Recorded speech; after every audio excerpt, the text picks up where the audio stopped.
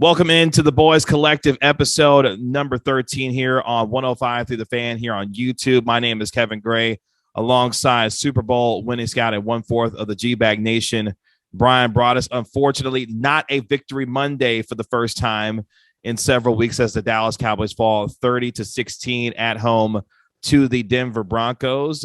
Good Monday morning to you, Bryan, coming off of the Cowboys game yesterday. How are we feeling after the Cowboys unfortunately had a disappointing showing at home at AT&T Stadium on Sunday?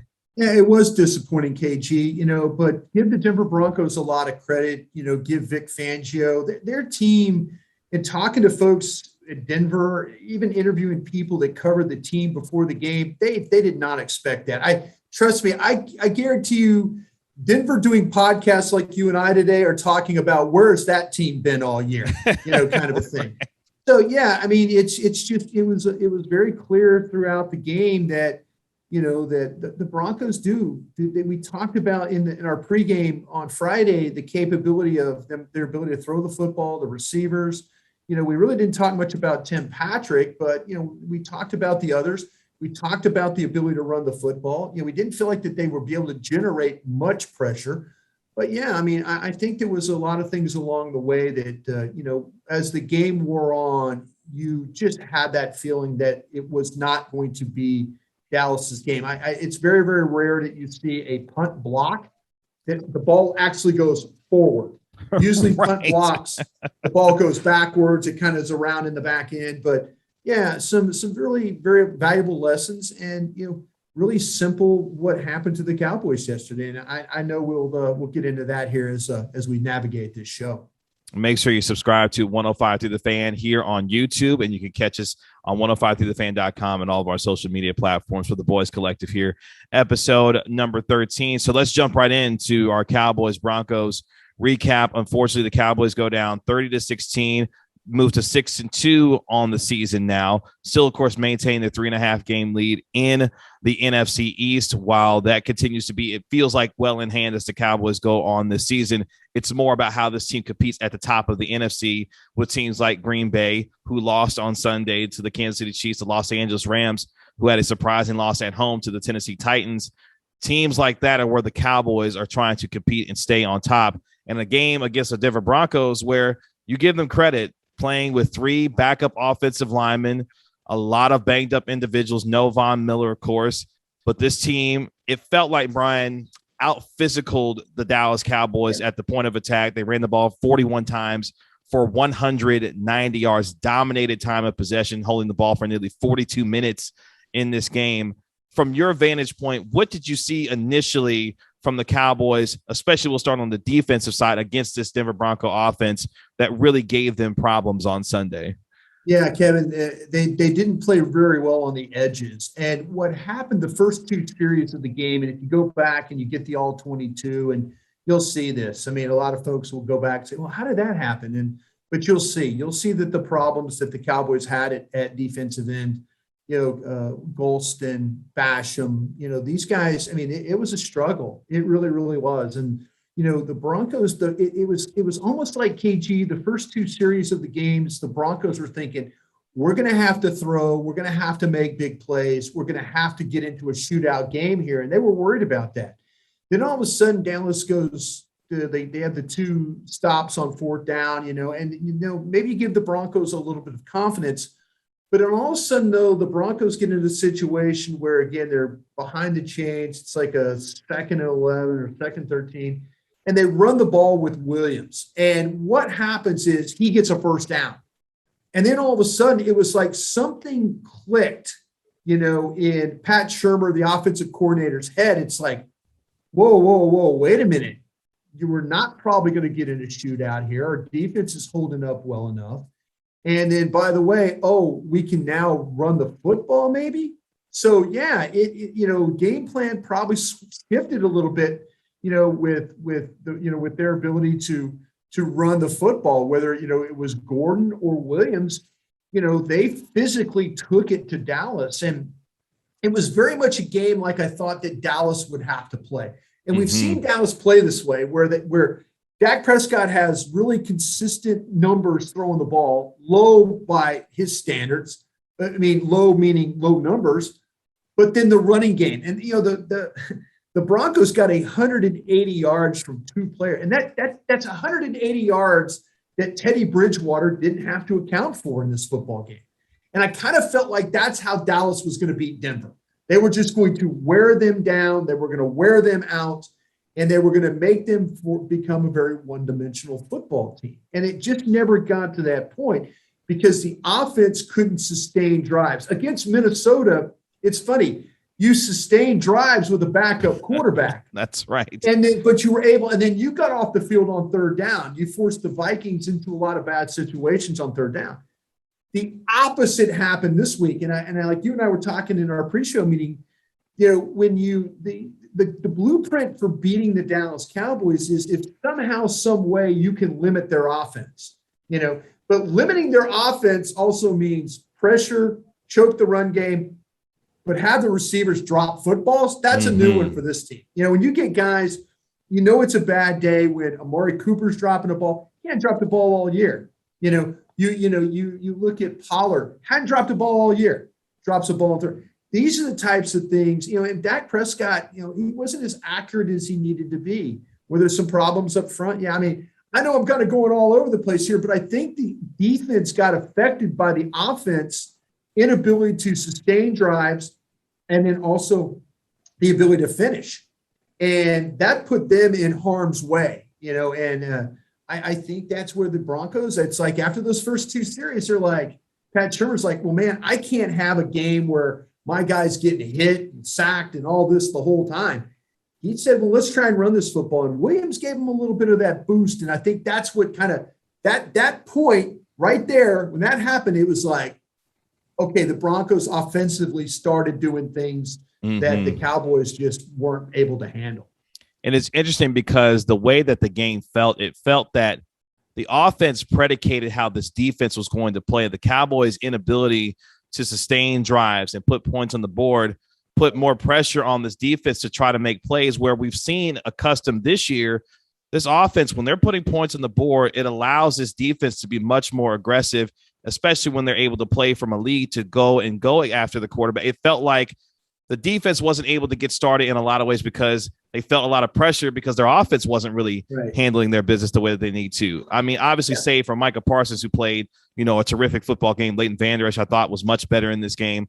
Defensively, I felt there was a lot extra pressure on them to try to make things happen that just weren't necessarily there. Instead of tackling ball carriers, trying to strip the football, allowing for extra yards after contact, I felt like that's where a lot of the issues came in on Sunday as well. It absolutely, KG. And again, I mentioned about the defensive ends. It just wasn't good there for those guys. And Vander Esch, Parsons, those guys had to make a ton of tackles. You're right about stripping the ball.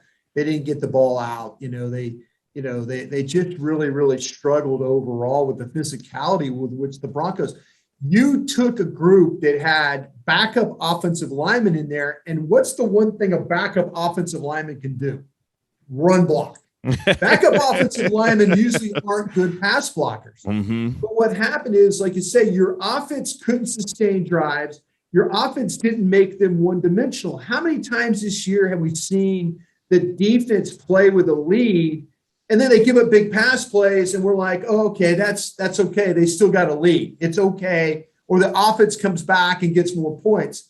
The great deodorant has been Dak Prescott, the running game, CeeDee Lamb, Coop, Schultz. That's been the great deodorant.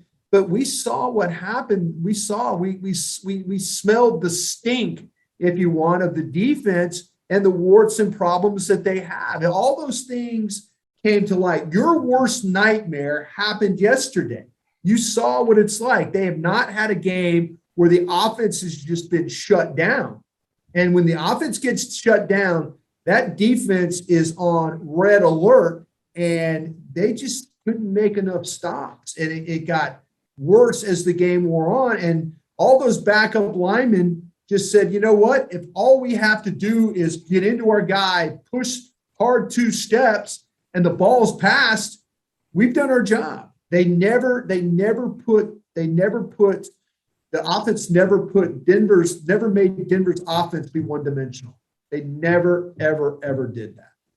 And starting early on in the game, as you mentioned, a team that was undermanned, played 3 backup offensive linemen, a team that had just traded away Von Miller, a team, while yes, was still in the thick of it in the AFC, didn't necessarily feel like a team that maybe should have been sellers, quote unquote, at the trade deadline, but yet here they were. But you give them credit for coming in, not laying down for a Cowboys team that was expected to win. And I thought one of the early turning points in this game, on back-to-back possessions by the Dallas Cowboys to start off the game, Denver stops them on 4th down, not once, but twice. And anytime you can give a team that kind of confidence that gives them a little bit of hope that, hey, maybe they can stick and hang around in this football game, the Cowboys, by not executing offensively, you had the really weird pass by Dak Prescott. I don't know if he short-armed it to Cedric Wilson or what happened, because the ball wasn't tipped. And yet you weren't, and you weren't able to convert there after not converting, on 4th down the first time. So I thought the Cowboys did a lot of things to help the Broncos, give them confidence that they could remain in the game, and that's exactly what the Broncos did as the game went on. The first 4th down play, KG, you didn't have enough blockers, and Jason Simmons is like an all-pro, Pro Bowl safety. Yeah, I mean, Justin Simmons is phenomenal. He's going to be around the ball. He's going to create turnovers. He is going to tackle well.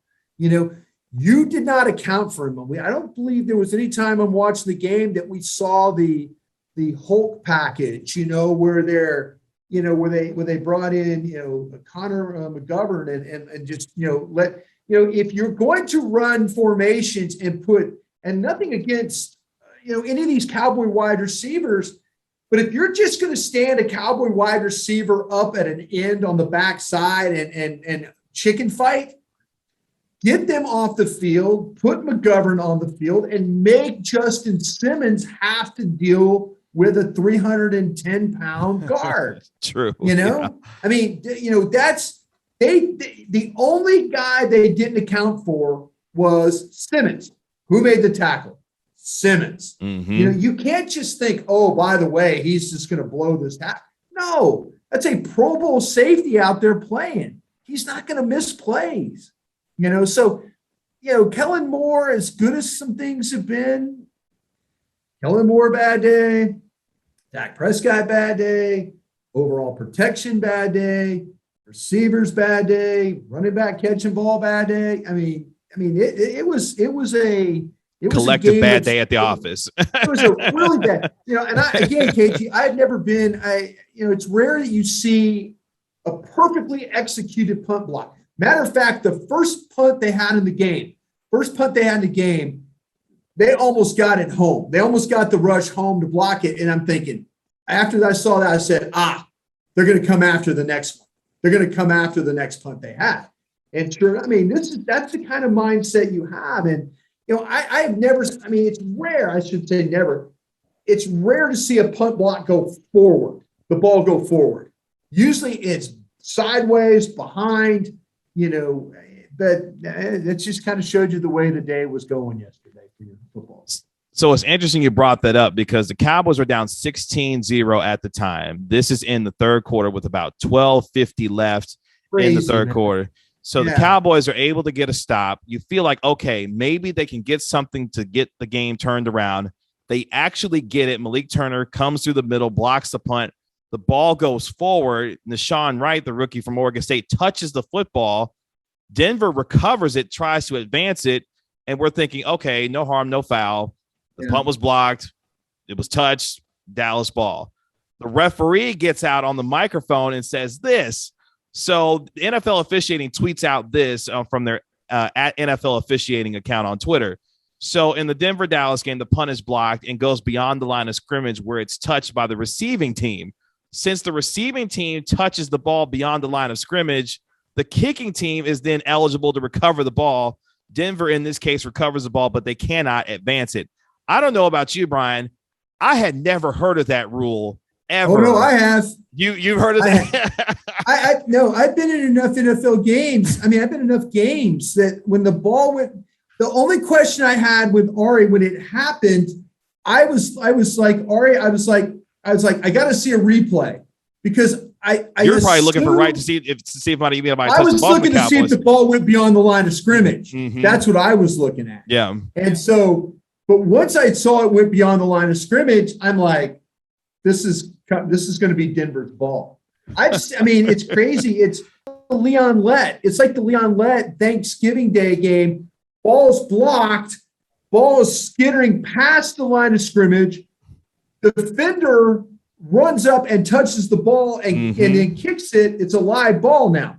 Anything beyond the line of scrimmage is a live ball. The only question I had was in the press box, I go, was it beyond the line of scrimmage? Yeah. That's where my biggest question was. So when Vinovich flipped it over, I went, man, that's the right call. That's and fans, and even the announcers weren't sure and all that, but we all learned a lesson. I mean, if you're in football long enough, a deflected ball that goes beyond the line of scrimmage in a kicking situation becomes a live ball when touched by the blocking team. That's a rule, and it's a rule that everybody hates, but it's a real rule.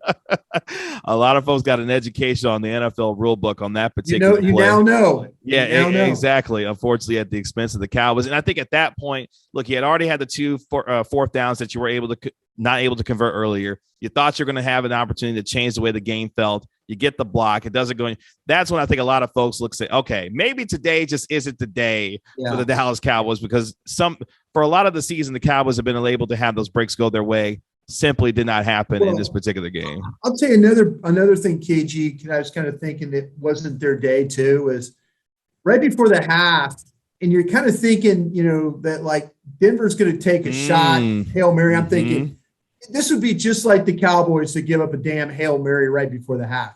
And the previous play to that was the interception by Jordan Lewis with, minimal time left, but still it doesn't give Denver another chance to throw the ball down the field. It didn't hurt them, but on the play, Diggs gets called for holding, and he doesn't have, there's no reason for him to hold. Because it happened on the other side of the field. Yeah. Yeah. It's like sloppy technique. It's the same thing that happens with Lyle Collins. He's tired. He hadn't played a lot, and he's tired, so he's leaning. He gets overextended. Okay, you get a holding call. Oh, then again, he has an illegal procedure call. These are concentration things. McCarthy talks about penalties and things like that. I don't want to take away Diggs' aggressiveness, because the pass interference penalty, you watch it on tape, it's pass interference. Got there early. He was great. He was arm over. I mean, if you're a Cowboy fan and that happened to your receiver, you'd be losing your mind if they didn't call it. But Diggs has been really, really, really sloppy with some of his work.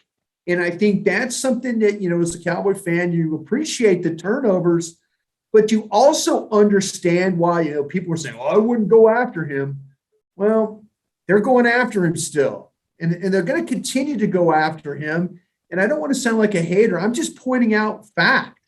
If you're going to be a guy they throw the ball at and you get penalties, big penalties, then they're going to keep attacking you until you figure out how to not get penalties. Another issue in this game, as we kind of take a look at not just the recap itself, but some of the X factors that help determine this game. So, of course, La'el Collins was at the right tackle spot in this game. Terrence Steele was on the left side. The rookie out of Ohio State, Jonathan Cooper, really gave Terrence Steele fits on Sunday. In fact, coming from Next Gen Stats from the NFL, Dak Prescott was pressured on 13 of 41 dropbacks. That's 31.7% in the Cowboys' loss to the Broncos, with Terrence Steele filling in at left tackle on Sunday. Terrence Steele, as good as he was in those 6 games, obviously with getting some help and the Cowboys doing some things to help him out. Of course, Zach Martin being on that right side doesn't help. It doesn't hurt either.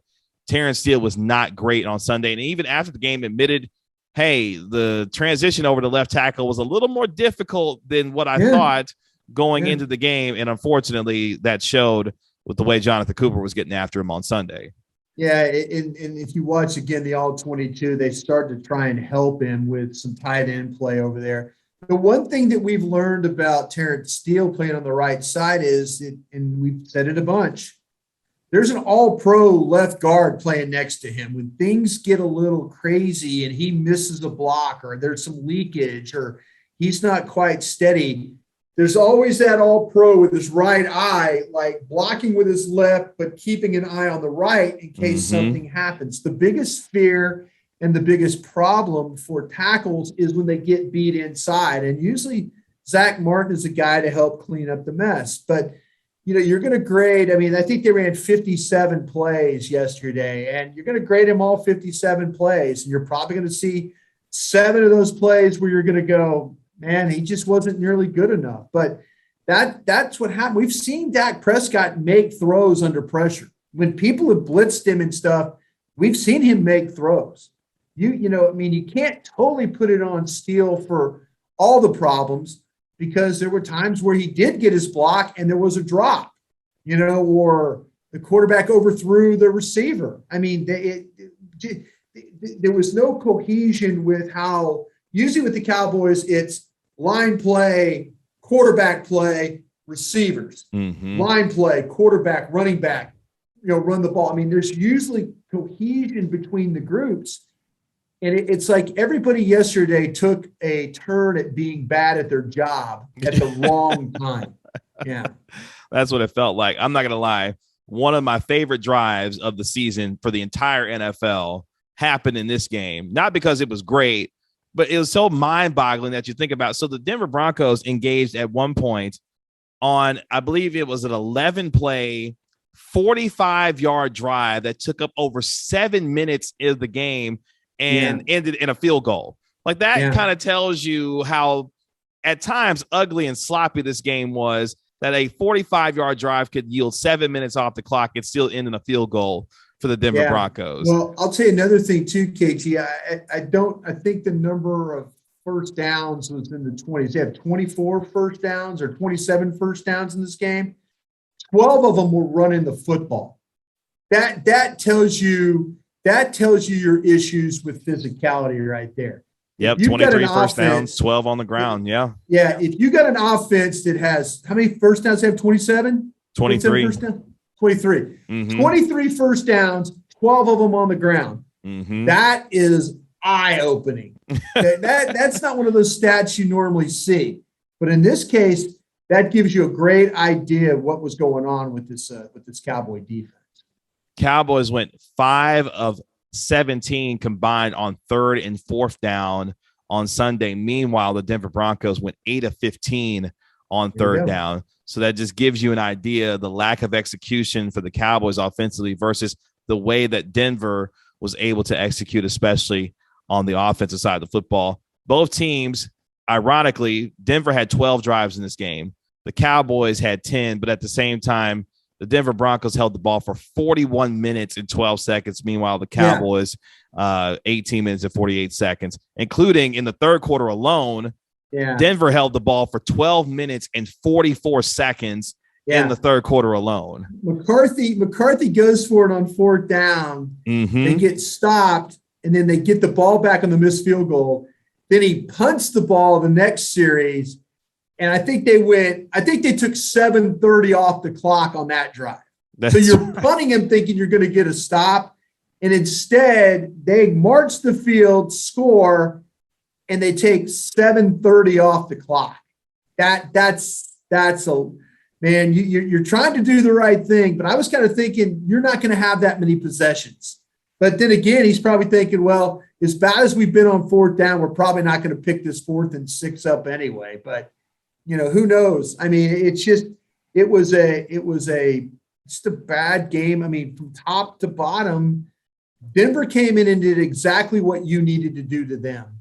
And they turned the tables on you and they walk out of here with a victory. Teddy Bridgewater, I think now in his career is 7-0 against the NFC East, which is crazy. They're undefeated. The Broncos are against the NFC East this year. Chance to beat Philadelphia. Yeah, a chance to get Philadelphia at home next week. So if you're a Cowboy fan, you're probably hoping for the Broncos to be 4-0 in the NFC East. Not too many positives out of this game, but I thought there were a couple in particular that going forward as the Cowboys prepare this week to take on the Atlanta Falcons in Dan Quinn's revenge game as the Atlanta Falcons come to Dallas this coming week. Micah Parsons, I thought, was phenomenal on Sunday.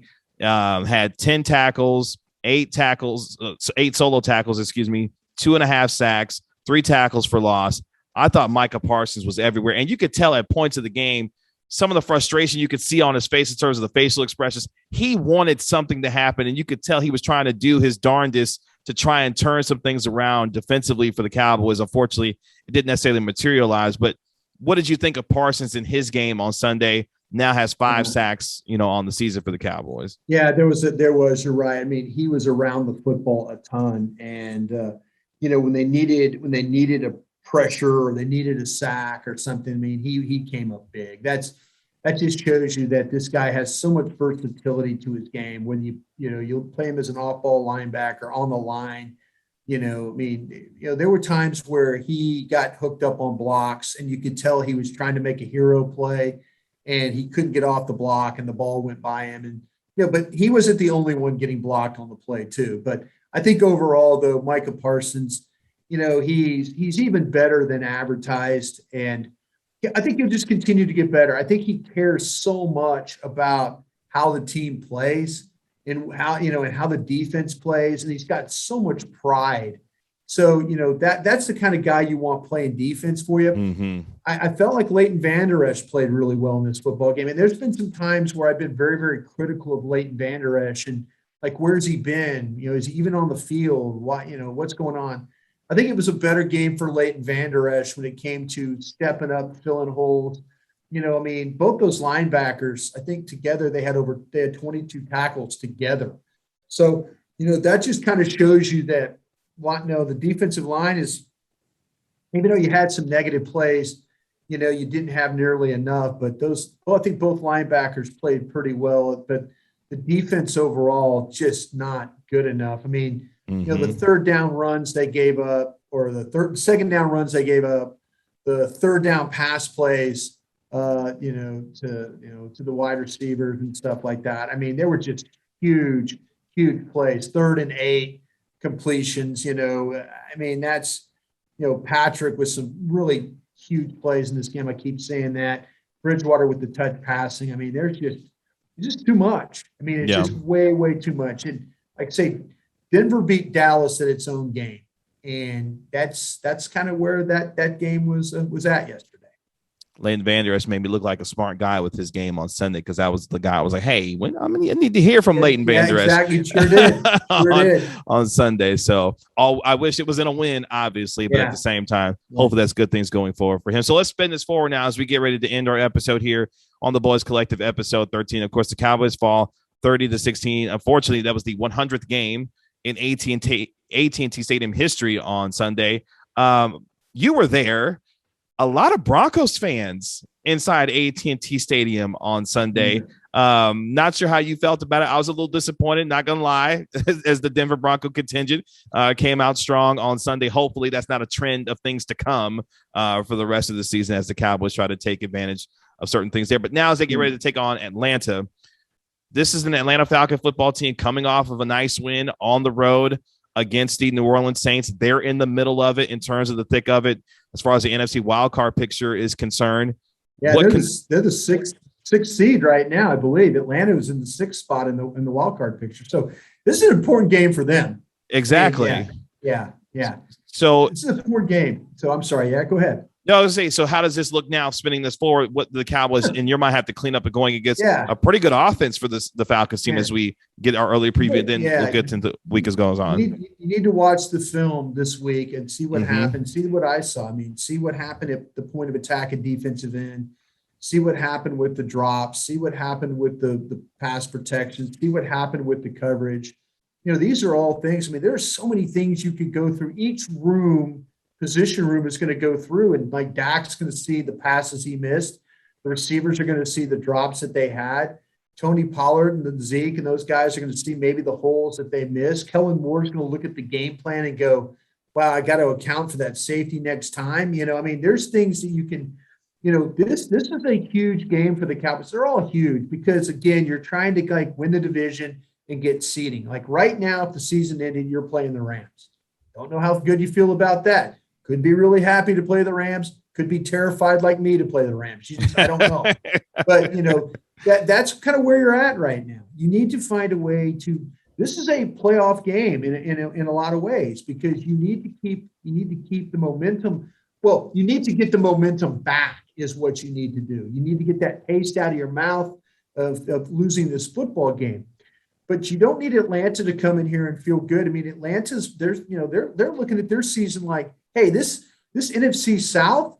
I mean, the Saints, we just beat them. I mean, their quarterback's out. I mean, what's the situation? I mean, we might be in this thing. Atlanta comes in here and turns this thing around and becomes 5-4.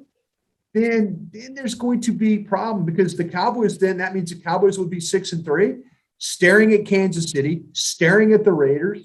You don't want to just start losing games and then have this division kind of come back to you. I don't think it will, but if you're the 4th seed in the playoffs, you're going to play whoever the 5th seed is. And my gut feeling, it's either going to be Arizona or the Rams. That's if you're the 4th seed, that's who you're going to play, either Arizona or the Rams. Whoever doesn't win the NFC West. Whoever doesn't win the NFC West is probably going to be the 5th seed. So you want to get out of that 4 hole if you can. You want to get back on the horse. You want to find a way to win games. But like I say, if Atlanta's victory against the Saints hadn't got your attention, then you're going to probably go out there and lose another football game. But you need to kind of get back on that horse and get going again. Well, a lot of pride will be on the line, as I mentioned, the Dan Quinn revenge game. Joe Witt Jr. also part of that staff out there in Atlanta as the Dallas Cowboys prepare to take on the Atlanta Falcons. The Cowboys fall 30-16 at home on Sunday, are now 3-1 at home, 6-2 overall as they welcome in the Falcons this coming Sunday. Bryan, appreciate the time as always. Looking forward to our Wednesday show. Get you news and notes from the Cowboys and how they came out of this game as they prepare to take on the Falcons. Then, of course, on our Friday show, we will get you ready for the Cowboys getting a visit from Arthur Smith, Matt Ryan, and the Atlanta Falcons at AT&T Stadium. For the Super Bowl winning scout, Bryan Broaddus, 1/4 of the G-Bag Nation. My name is Kevin Gray. This has been the Boys Collective episode number 13. Bryan, appreciate it. Look forward to talking to you on Wednesday, sir. See you Wednesday, KJ. Sounds good.